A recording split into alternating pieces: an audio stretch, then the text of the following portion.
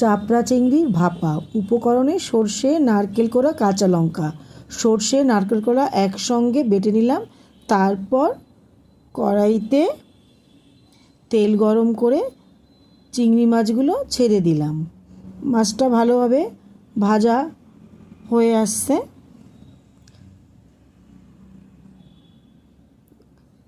এরপর সর্ষে ও নারকেল কোড়া বাটা তেলের মধ্যে দিয়ে ভালো করে নাড়াচাড়া করতে হবে।